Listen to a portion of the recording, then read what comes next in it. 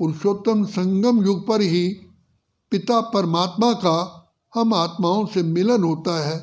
तो बाप आकर के हम बच्चों को त्रिनेत्री, त्रिकालदर्शी, मास्टर, सर्वशक्तिवान बना देते हैं।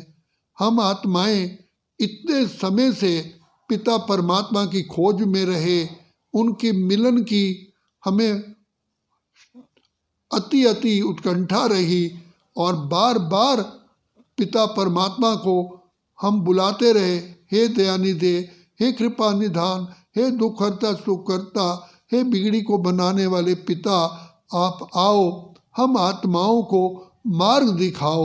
हम आत्माएं इस संसार में भटक गई हैं, हमारे पग पग पर चलते चलते थक गए हैं। बाबा, हे प्रभु, आप आकर के हमें राह दिखाओ।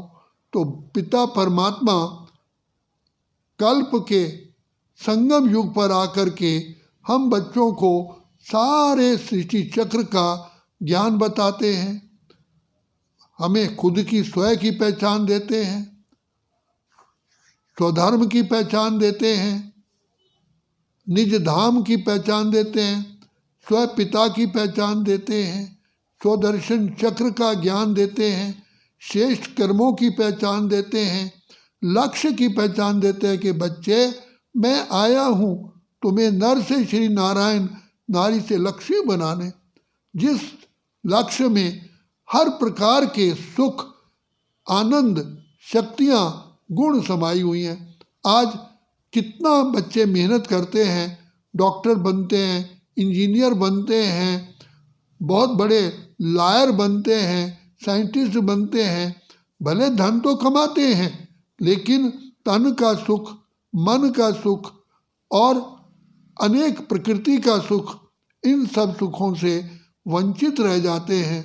बाबा हमको आकर के तन, मन, धन, जन, परिवार, समाज सबका सुख देते हैं, प्रकृति का सुख देते हैं। तो ऐसी पढ़ाई बाबा हमें पढ़ाते हैं जो हम खुद ही आनंद की लहरों में लहराते हैं। जब मनुष्य में निर्विकारता आती है तो मनुष्य खुशियों में रहता है।